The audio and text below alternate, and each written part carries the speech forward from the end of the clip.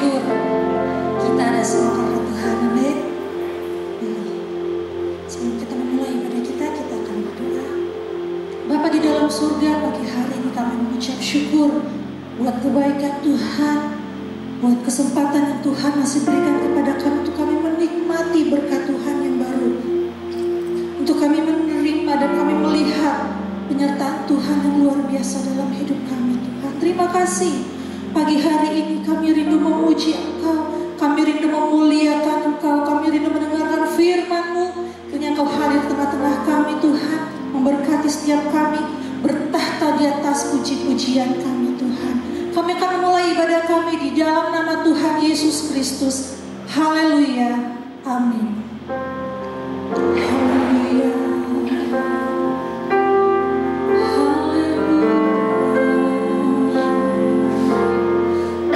Siapkan hati kita menyembah Tuhan. Kita mau menaikkan syukur kita mau menaikkan pujian kita, sebab kasih-Nya, sebab pengorbanannya yang membuat kita ada sampai saat ini. Haleluya.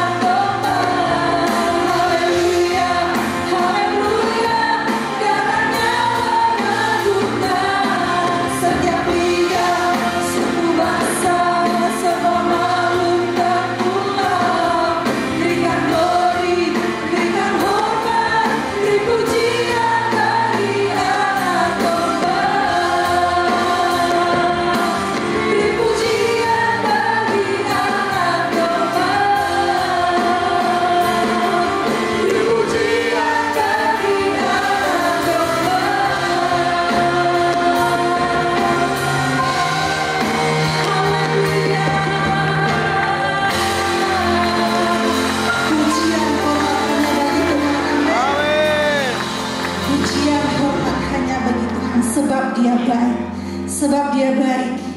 Mari saja kita semua bangkit berdiri. Kita menaikkan setiap pujian kita. Kita yakini, kita imani dalam pujian kita ada kuasa. Dalam pujian kita Tuhan bekerja melawan kita. Haleluya.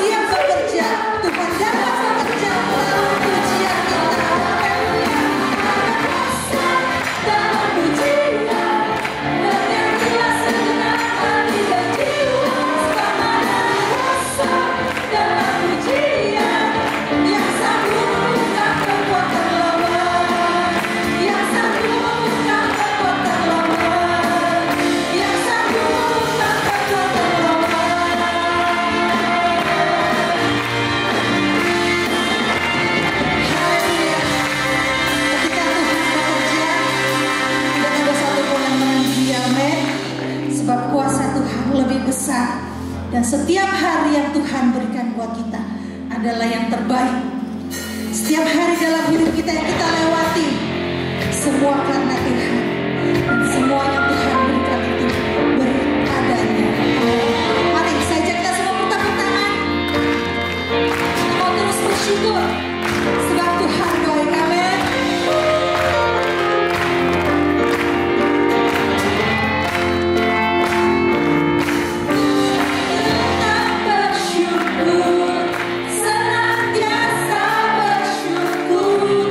Segala yang ku alami, biar kehendak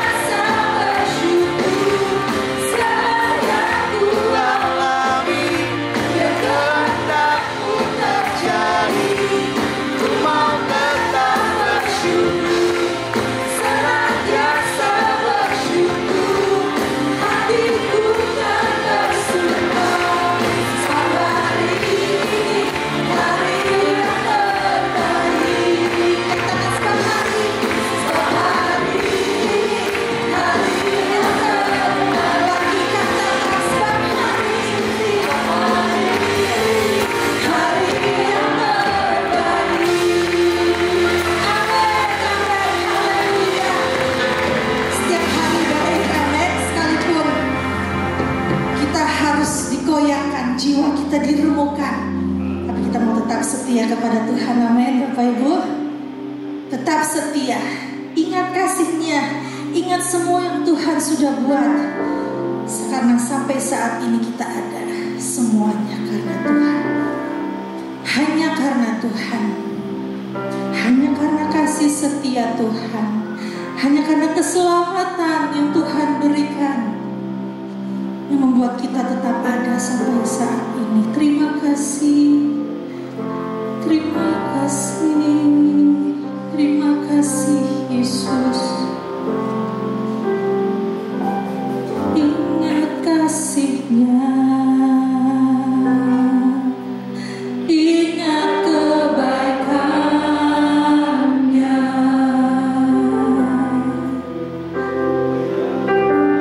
dan anugerah-Nya selalu.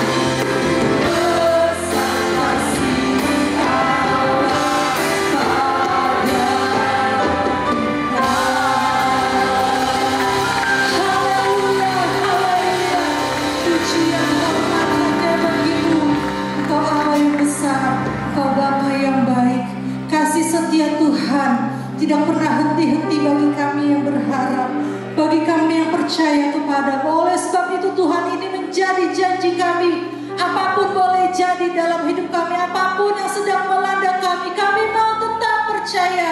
Karena dalam kelemahan kami, di situ justru kekuatan Tuhan semakin nyata dalam kami. Oleh sebab itu Tuhan, berfirman-Lah bagi kami pagi hari ini. Biar firman-Mu yang terus mengingatkan kami, firman-Mu yang menguatkan iman kami Tuhan. Untuk kami mengerti pengorbanan-Mu bagi kami, untuk kami mengerti keselamatan yang kami terima, untuk kami mengerti bahwa hari-hari kami ada di dalam tangan Tuhan. Terima kasih Tuhan. Ini pujian kami, ini penyembahan kami, kiranya berkenan di hadapan Engkau, menyenangkan hati Engkau, dan memberkati Bapak Gembala yang akan memberitakan firman-Mu. Hikmat, urapan Allah ada bagi hamba-Mu, dan memberkati kami semua yang mendengarkan firman-Mu. Kami akan mendengarkan, kami akan menerima firman-Mu Tuhan, di dalam nama Tuhan Yesus Kristus. Haleluya, amin.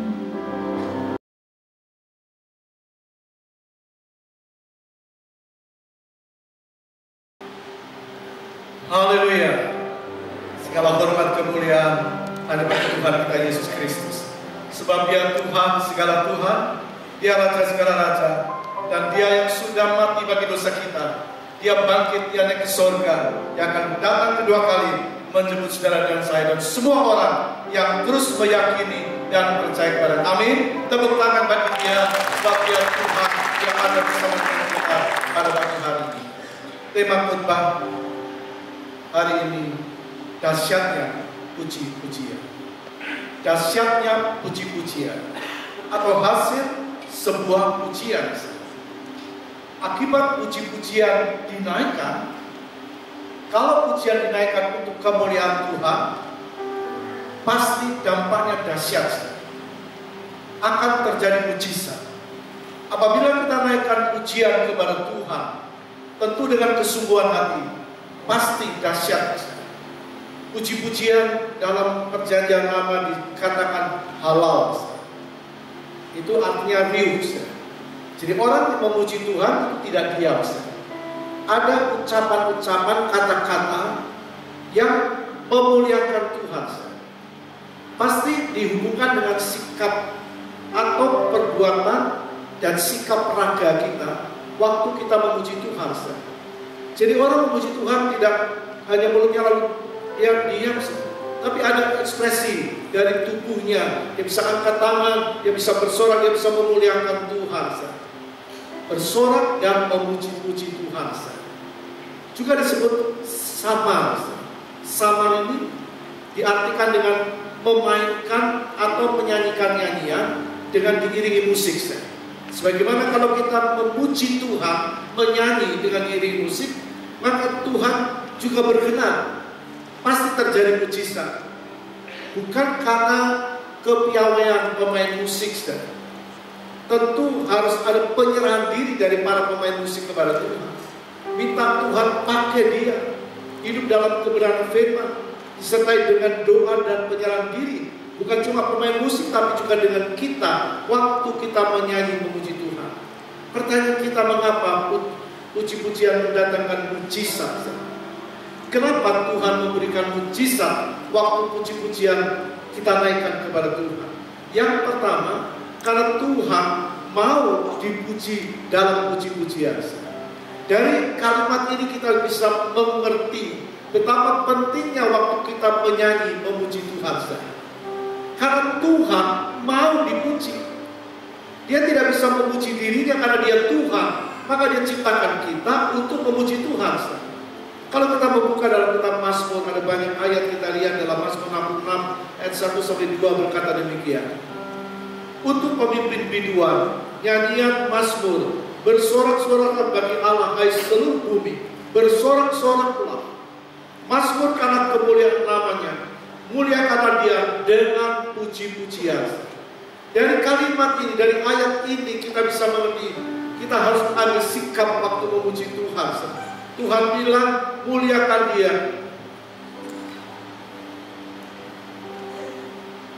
Tuhan bilang, muliakan dia dengan puji-pujian. Jadi waktu orang memuji Tuhan, itu kemauan Tuhan. Bukan leader. Tuhan pakai leader untuk menyampaikan isi hati Tuhan, supaya kita memuji Tuhan. Manusia diciptakan untuk memuji Tuhan, untuk memuliakan Tuhan. Tadi kita mendengar kalimat berkata, bersorak-sorak bagi Allah, hai seluruh bumi.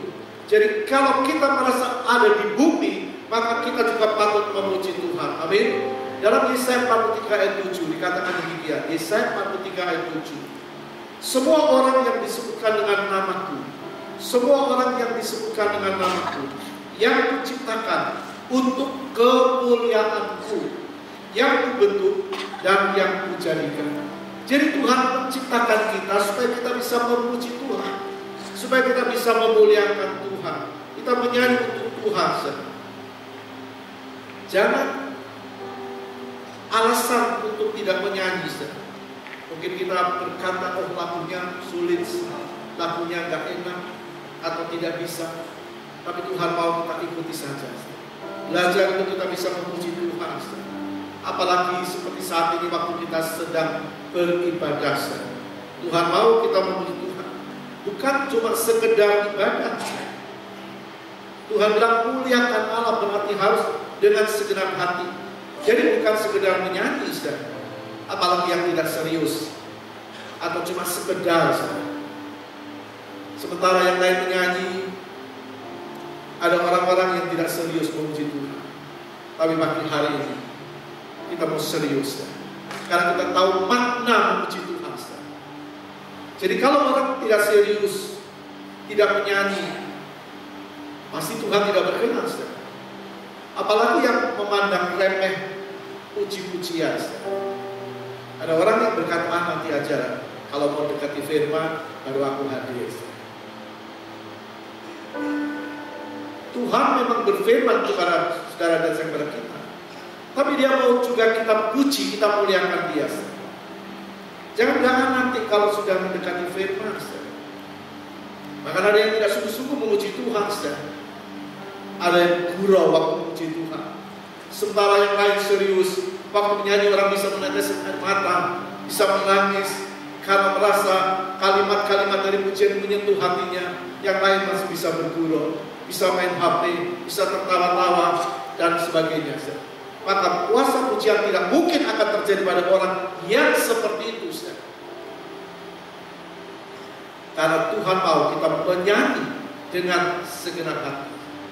Jadi betapa dahsyatnya puji-pujian untuk Tuhan.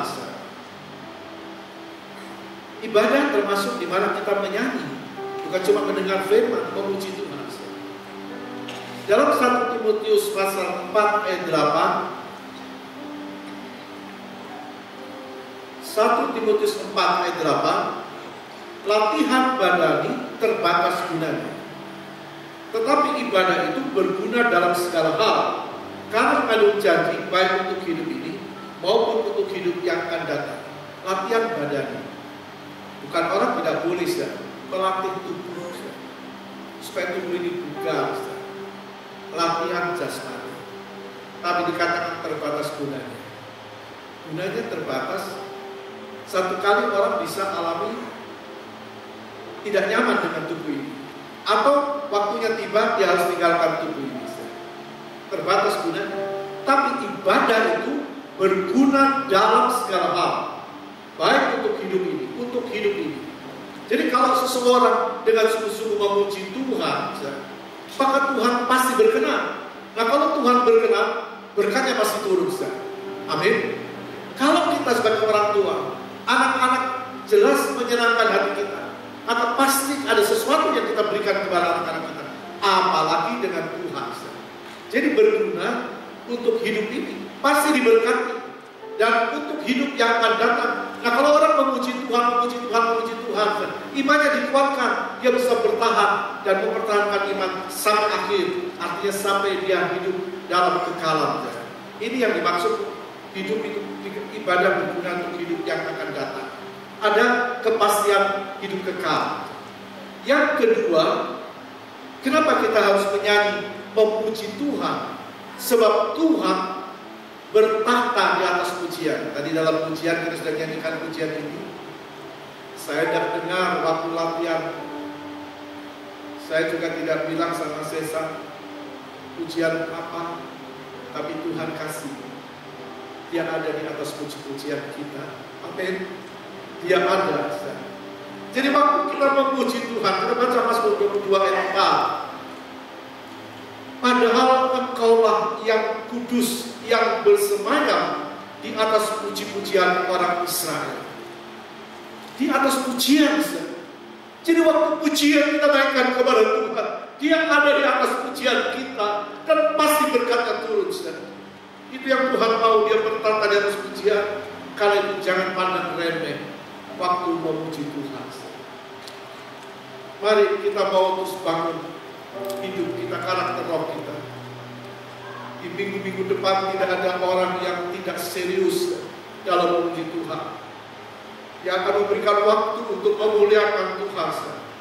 Kalau Tuhan hadir, Dia duduk di atas pujian. Kalau Dia duduk di atas pujian, itu berarti Dia hadir. Kalau Dia hadir, Dia bersemayam, pasti kita merasakan hadiratnya Tuhan. Amin. Pasti kita rasa.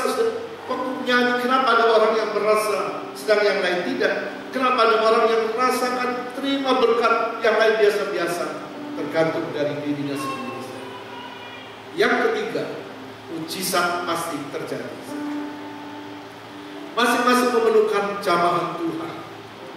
Tuhan tahu, kita tidak tahu, tapi Tuhan tahu apa yang sedang kita alami dan orang lain alami. Waktu kita menyanyi, mujizat pasti terjadi. Karena apa? Kalau kita mengagungkan Tuhan, kalau Dia diagungkan, maka pasti sesuatu terjadi. Coba kita buka 2 Tawarik 20.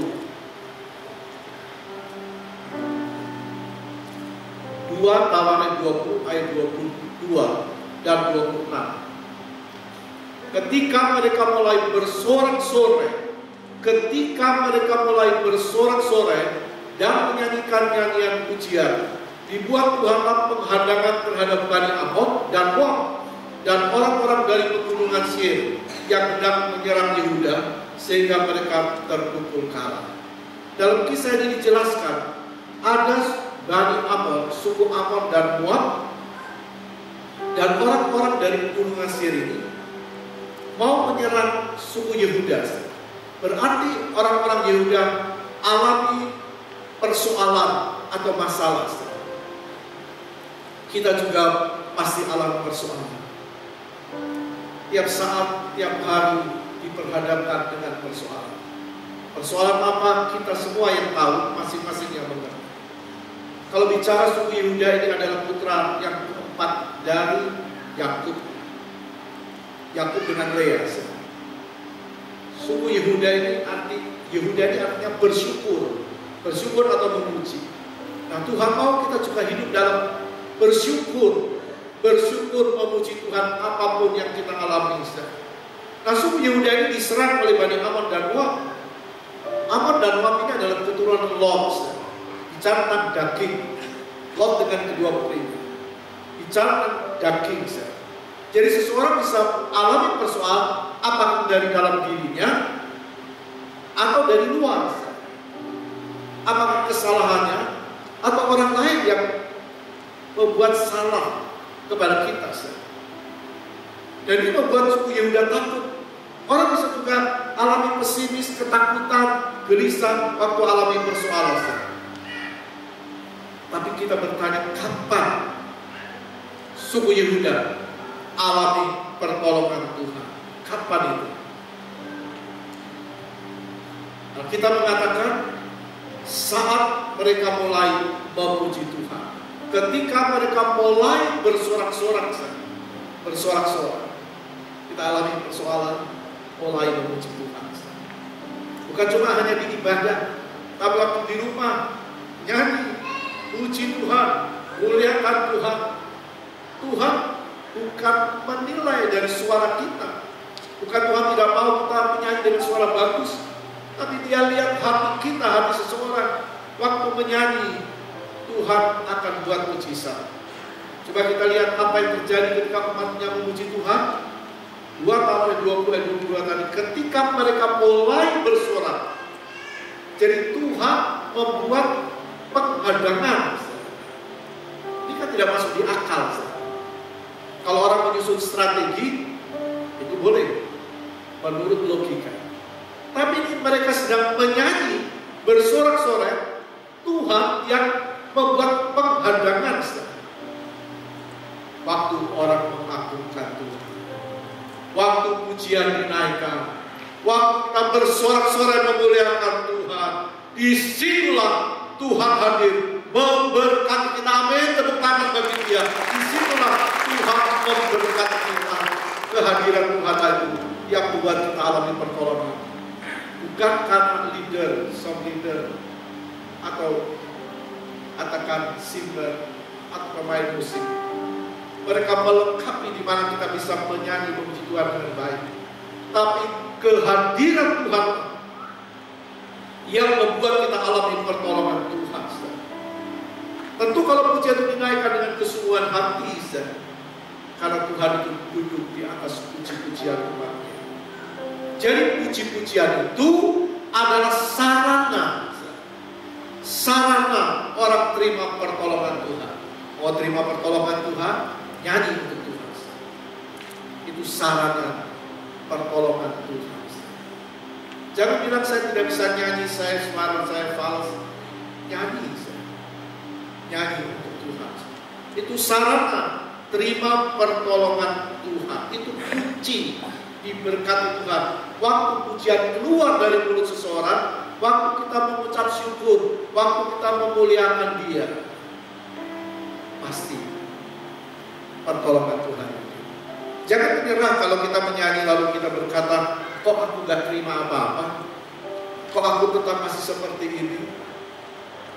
Coba kita buka ayat 26 tadi, dikatakan, pada hari keempat mereka berkumpul di lembah pujian. Di sana mereka memuji Tuhan. Dan itulah sebabnya orang menamakan tempat itu lembah pujian hingga sekarang. Pada hari keempat mereka berkumpul di lembah pujian.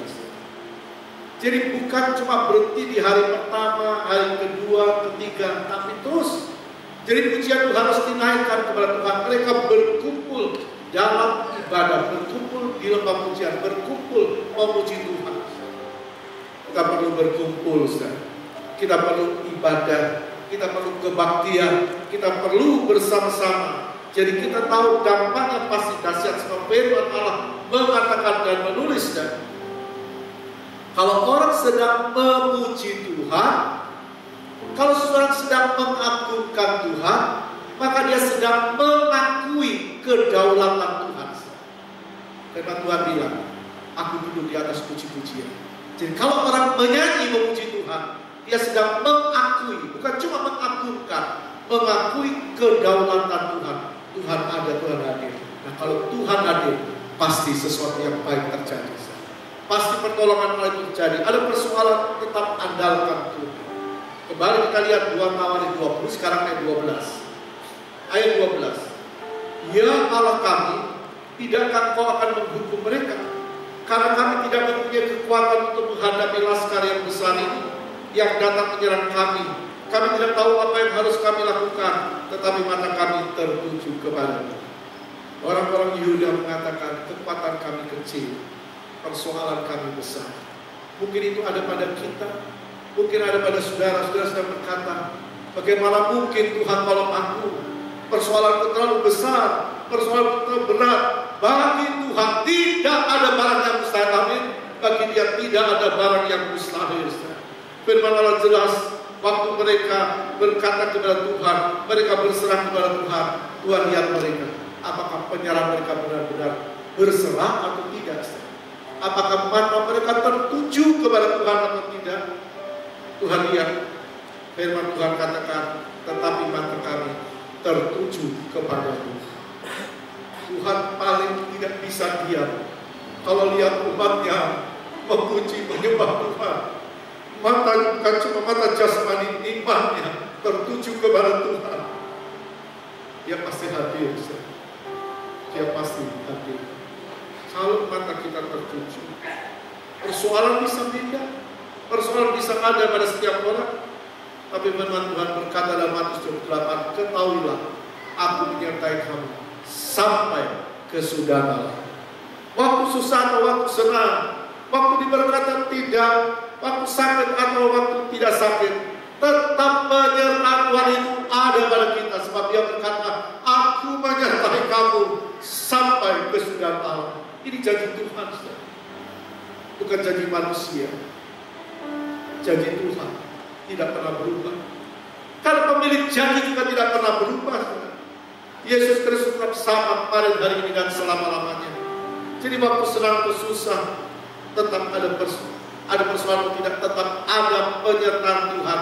Kalau kita mau memuji Tuhan, kembali kepada suku Yehuda, kembali kapan Tuhan tolong umatnya.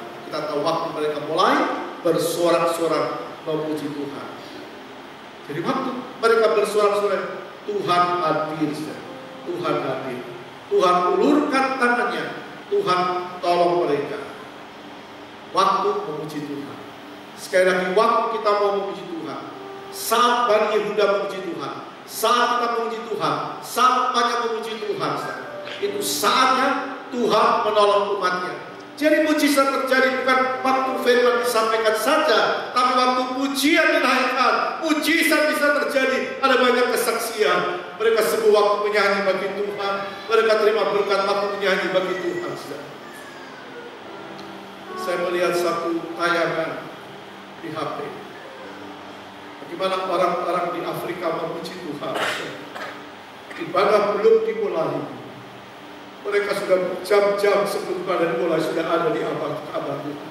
Menyanyi sampai ibadah selesai. Mereka tidak mau bergerak. Beberapa orang, ratusan orang, bahkan ribuan orang tetap memuji Tuhan, memuji Tuhan. Kenapa bisa terjadi? Karena Tuhan hadir di atas puji-pujian umatnya. Kan kita rindu juga itu terjadi atas kita. itu akan menarik banyak orang. Firman Allah berkata, kalau aku ditinggikan, aku menarik banyak orang datang kepadaku. Kalau kita meninggikan Tuhan juga dalam pujian, itu akan menarik orang datang kepada Tuhan. Amin. Akan menarik orang datang kepada Tuhan. Saat Bani Yehuda memuji Tuhan, itulah saatnya Tuhan menolong saya. Kita terus baca ayat 23, 2 Tawarik 23. Lalu Bani Amon dan Moab berdiri menentang penduduk pegunungan Seir, hendak menumpas dan memunahkan mereka. Segera sesudah mereka membinasakan penduduk Seir, mereka saling bunuh-membunuh. Coba kita perhatikan tadi, orang-orang Yehuda diserang oleh, dikatakan orang Amon, suku Moab, dan orang-orang pegunungan Seir. 3. Tapi firman Tuhan katakan, waktu umatnya memuji Tuhan, orang-orang Moab dan Amon justru menyerang orang-orang pegunungan Seir. Nah, setelah orang pegunungan Seir dikalahkan, mereka sendiri saling membunuh orang Amon dan Moab. Kita tidak bisa mempergunakan dengan akal kita. Kita tentu akan bisa berkata mana mungkin, mana bisa. Tapi cara Tuhan menolong sering tidak bisa dimengerti dengan logika. Amin. Bukankah kita sering berkata, luar biasa Tuhan, yang gak masuk akal, Tuhan tolong aku. Jadi kita melihat cara Tuhan menolong sering tidak bisa diterima atau dicerna dengan logika. Tujuan mereka jalan Yehuda. 3, mungkin kita berkata Tuhan terlalu besar, bukan cuma 1 persoalan, 2 persoalan, 3 persoalan. Tapi kita lihat bagaimana orang-orang suku Amon dan Moab itu menyerang orang pegunungan Seir, dan setelah itu mereka saling serang sendiri. Siapa yang menolong umatnya? Tuhan.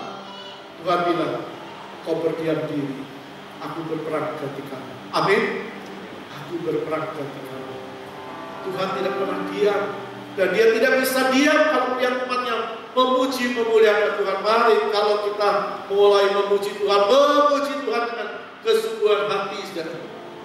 Kalau Tuhan menolong, cara Tuhan luar biasa bukan? Dan kalau Tuhan menolong, dia pas tolong sampai tuntas. Dia tidak pernah nolong setengah-setengah. Dia tidak pernah nolong berhenti. Tidak. Kalau dia nolong sampai tuntas. Ayat 24. Ketika orang Yehuda tiba di tempat peninjauan di padang gurun, mereka menengok ke tempat laskan itu, tampaklah semua telah menjadi bangkai berhantaran di tanah. Tidak ada satu pun yang luput. Jangan berkata Tuhan, kau tolong aku. Lalu kita khawatir nanti yang lain katakan persoalanku ini sebagian Tuhan tolong, sebagian tidak. Kalau Tuhan tolong, Tuhan pasti tolong sampai tuntas. Tidak ada yang terluput. Kenapa bisa seperti itu? Ya bukan dari sorakan, bukan. Pasti Tuhan yang nolong, tapi karena orang mau bersorak, mau memuji Tuhan. Tuhan yang membuat penghadangan. Tuhan juga yang bisa memberi kita kemenangan, pertolongan dalam persoalan masalah apapun dengan caranya yang ajaib. Jadi yang bisa pikir, Tuhan kau tolong aku dengan cara gimana ya Tuhan? Apa ada ini saja Tuhan? Gini aja Tuhan. Kita tidak usah mereka-reka cara Tuhan menolong kita. Pasti Tuhan tolong. Kita tinggal memuji Tuhan pasti tolong. Mereka berkumpul dan dikatakan di lembah pujian pada hari keempat. Di sana mereka memuji Tuhan dalam ayat 26. Itulah sebabnya dinamai lembah pujian. Jadi tidak ada yang mustahil bagi Tuhan. Dalam Yeremia 37 ayat 27 berkata begini. Sesungguhnya akulah Tuhan Allah segala makhluk. Aku Tuhan Allah segala makhluk. Kita makhluk. Adakah sesuatu apapun yang mustahil itu? Tuhan membuat pernyataan sekaligus sebuah pertanyaan. Sesungguhnya aku Tuhan Allah segala makhluk. Adakah sesuatu apapun yang mustahil itu? Hari ini Tuhan tanya sama kita, ada sesuatu yang mustahil untukmu? Kita tidak usah berpikir terlalu panjang waktu Tuhan tanya kepada kita. Mungkin Mungkin suara hatimu berkata pada saat ini waktu kau dengar firman, adakah yang mustahil bagiku? Waktu kita jawab tidak ada yang mustahil Tuhan. Bagimu tidak ada yang mustahil. Amin. Tepuk tangan bagi dia. Tidak ada yang mustahil bagi Tuhan. Cara Tuhan luar biasa. Ada banyak dalam Alkitab. Dalam Markus 9:23 kalau kita membuka ayat ini, Yesus berkata begini. Jawab Yesus, katamu, jika engkau dapat, tidak ada yang mustahil bagi orang yang percaya. Kita orang yang percaya, tidak ada yang mustahil. Sebab kita punya Tuhan yang tidak mustahil. Tuhan yang ada bersama kita pada pagi hari ini. Pertolongannya pasti. Pertolongannya pasti. Asal yang pertama, cari Tuhan dan bersandar kepada Tuhan. Ayat 4 dalam 2 Tawarikh 20. Dan Yehuda berkumpul untuk meminta pertolongan daripada Tuhan. Mereka datang dari semua kota di Yehuda untuk mencari Tuhan. Mereka datang dari semua kota di Yehuda. Kita datang dari tempat-tempat kita dan berkumpul di tempat ini untuk minta pertolongan Tuhan. Yang pertama, cari Tuhan. Adakah kita mencari Tuhan? Kita hari Minggu, belum ada hari yang lain tengah minggu. Ada hari Rabu kita bisa mencari Tuhan. Tapi kita berdoa supaya banyak hari dipakai untuk memuliakan Tuhan. Cari Tuhan, bersandar kepada Tuhan. Yang kedua, kalau kita cari Tuhan, andalkan Tuhan dan yakini kemampuannya. Andalkan Tuhan dan yakini kemampuannya. Ayat 13 dari 2 Tawarikh 20 dan ayat 15. Sementara itu seluruh Yehuda berdiri di hadapan Tuhan, juga segenap keluarga mereka dengan istri dan anak-anak mereka. Dengan istri dan anak-anak mereka. Bagaimana dengan istri kita? Bagaimana dengan anak kita? Bagaimana dengan suami kita? Tuhan bilang semua datang kepada Tuhan. Ini artinya tanggung jawab kita sebagai suami, tanggung jawab kita sebagai seorang istri, tanggung jawab kita sebagai orang tua. Apakah kita biarkan anak-anak kita berjalan tanpa arah? Semua berkumpul. Ayat 15. Dan berseru, camkanlah hai seluruh Yehuda dan penduduk Yerusalem dan tuanku Raja Yosafat. Beginilah firman kepadamu, janganlah kamu takut dan terkejut karena laskar yang besar ini, sebab bukan kamu yang akan berperang, melainkan Allah luar biasa. Waktu tugas kita kumpulkan keluarga kita. Tugas suami kumpulkan keluarganya, tugas kumpulkan keluarganya, orang tua kumpulkan keluarganya, memuji-muji Tuhan. Di sini Tuhan berkata, jangan takut. Tuhan bilang kepada suku Yehuda, Tuhan bilang sama kita, jangan takut. Aku berperang bagi kamu.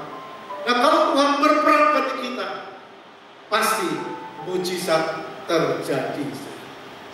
Pasti mujizat terjadi. Ayat 22 kembali kita buka. Ketika mereka mulai bersorak-sorai dan menyanyikan nyanyian pujian, dibuat Tuhanlah penghadangan terhadap Bani Amon dan Moab dan orang-orang dari pegunungan Seir yang hendak menyerang Yehuda sehingga mereka terpukul kalah. Ini bukan sebuah kisah yang hanya cukup didengar, tapi kisah yang harus didengar dan diimani. Sebab firman Tuhan tidak berubah sampai hari ini. Apakah persoalanmu dan persoalanmu? Biasakan setiap hari memuji Tuhan. Di rumah, waktu kerja, kita terus naikkan pujian-pujian.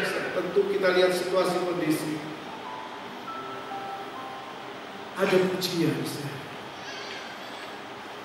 di rumah Tuhan. Ada pujian. Waktu persoalan atau tidak ada persoalan, waktu sehat atau sakit, tetap puji Tuhan sebab Tuhan tidak berubah, firman tidak berubah, mujizat pasti terjadi. Tuhan ada bersama dengan kita juga. Kita yakin 2-3 orang berkumpul atas namaku, aku ada di tengah-tengah mereka. Dia hadir, dia ada dalam pujian. Kita percaya dia ada. Sementara kita menyanyi, kita bangkit berdiri.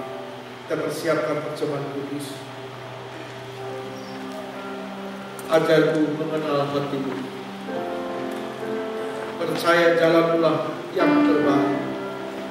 Di kelemahan kuasa-Mu sempurna, oh Allah yang tak akan tinggalkan. Mari nyanyikan pujian-Mu saat ini tak mampu berharap. Waktu seseorang tidak mampu berharap, tidak ada jalan keluar, kembali harus pertolongan Tuhan.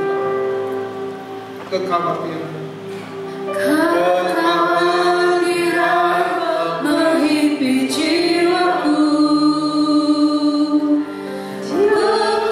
kekuatanku datang dari-Mu, memampukanku kembali berharap. Ajarku mengenal hati-Mu, yang ada di tengah-tengah kita. dan percaya jalan-Mu lah yang terbaik.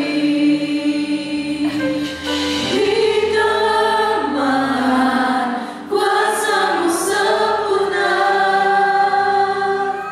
Kau Allah yang tak akan tinggalkan. Ku percaya Engkau bekerja denganku,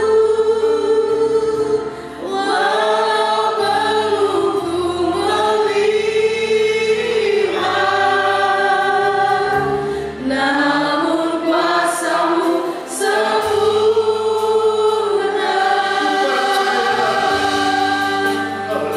Ku percaya pasti Tuhan-Mu mengerjakanku Yang pasti bukan jalan di waktu-Mu yang terbaik. Surut kehendak-Mu. ajarku mengenal hatimu. Ajarku mengenal hati-Mu, Fokus kepada Tuhan. dan percaya jalan-Mu lah yang terbaik.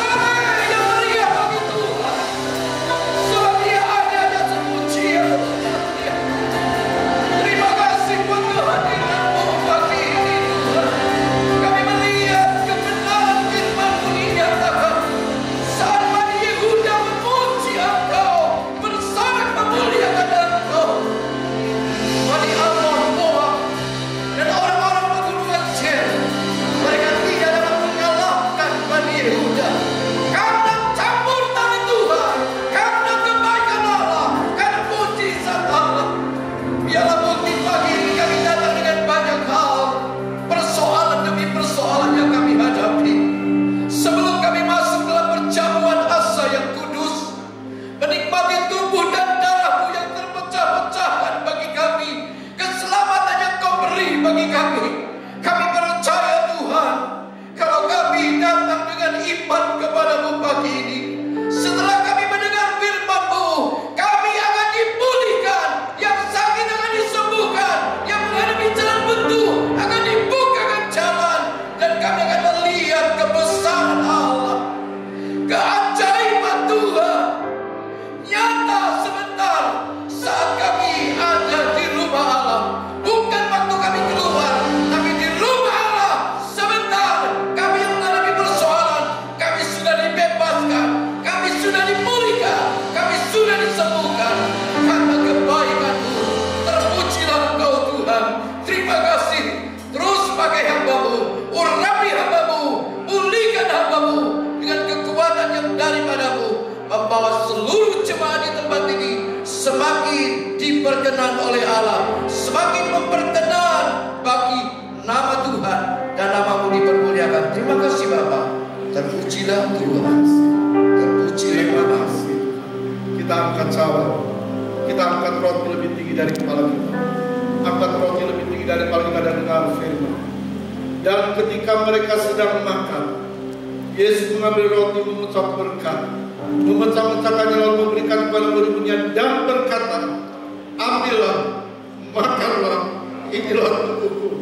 Kita makan tubuh Tuhan dengan iman di dalam nama Bapa, Anak dan Roh Kudus, Tuhan Yesus Kristus. Haleluya.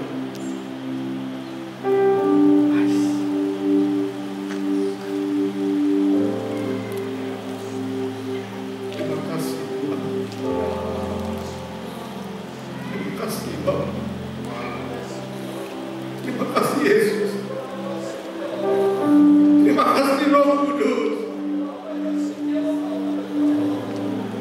Kami rasakan Engkau hadir. Engkau dekat. Engkau menjamah kami. Engkau menjamah kami. Kami rasakan tangan-Mu yang bekas batu itu. Engkau tumpahkan di kepala kami. Haleluya.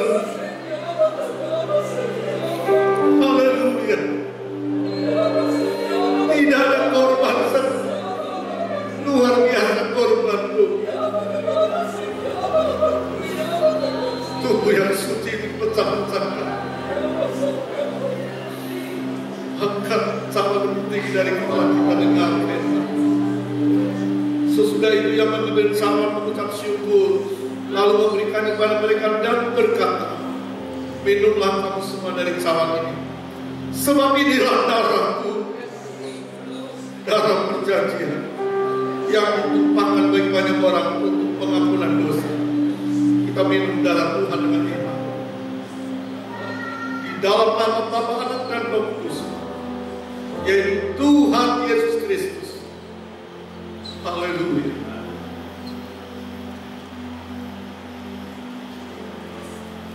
Terima kasih Tuhan, terima kasih. Terima kasih buat korban. Darah yang kudus, darah yang suci, tertumpah hanya karena menyelamatkan kami. Bukankah kami harus mengucap syukur kepada-Mu? Bukan kami berhutang nyawa kepada-Mu yang tidak mungkin kami bayar, kecuali mengabdi percaya kepada-Mu untuk selama-lamanya. Berkati umat-Mu, berkati anak-anak-Mu. Kami yakin Tuhan, setiap kami pulang dengan dipuaskan oleh Tuhan, pulang dengan diberkati oleh Tuhan. Berpujilah Engkau Tuhan. Segala hormat bagi Tuhan. Terima kasih Bapa. Terima kasih Tuhan, tolong Bapa. Hari Kamis tanggal 9 kami akan berkumpul kembali memperingati kenaikan Tuhan jam 7 pagi. Tolong kami umat-Mu Bapa. Kami mohon berkat-Mu pagi hari ini. Segala hormat kemuliaan bagi Tuhan. Sekarang saudara yang dikasih Kristus, kita pulang membawa berkat Allah Bapa, kasih sayang Yesus Kristus, dan persekutuan di dalam Roh Kudus, yaitu di dalam nama Tuhan Yesus Kristus, hari ini sampai Maranatha Tuhan datang yang kedua kali. Semua yang percaya katakan amin.